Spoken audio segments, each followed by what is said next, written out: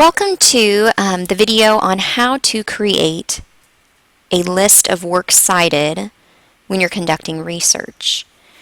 This is a site that I recommend.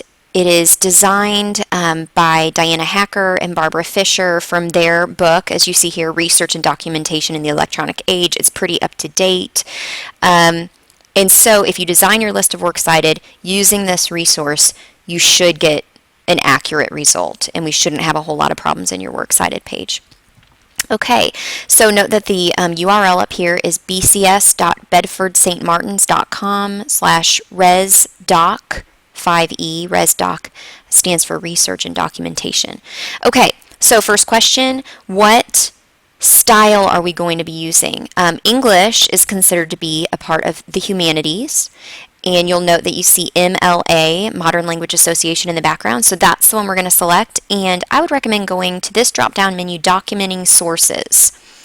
When you're creating your list of works cited, which is the list of all the resources you are referencing in your research paper, you're going to come down here to MLA, List of Works Cited, and click. And you'll notice that the same drop-down menu is over here. So later on, when you're ready to work on citing your sources in the text, you can click on MLA in-text citations. All right, this first chunk, I think it's easy to want to skip over this, but it's actually got some really helpful information. It reminds you that your list of works cited should be alphabetized. It gives you information such as what exact words need to be capitalized.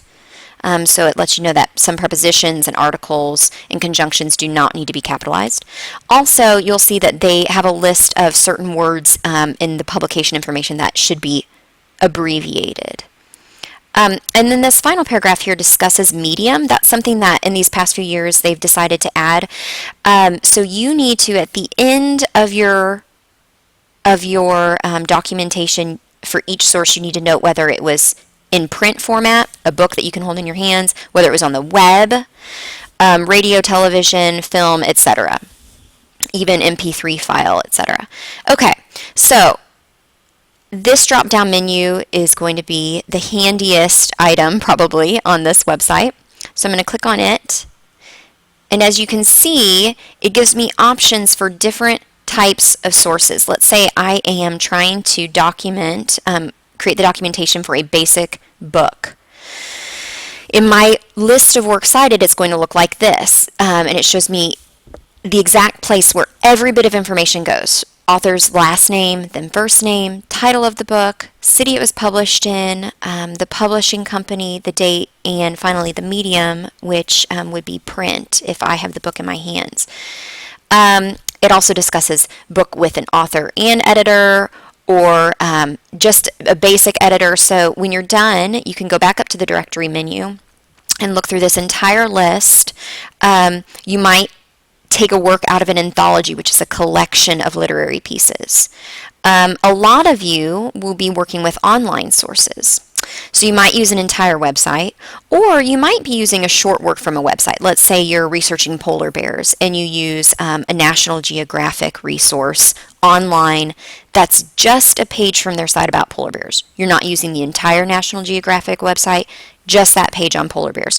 So then you would click on short work from a website, and it would tell you the exact details you need to include.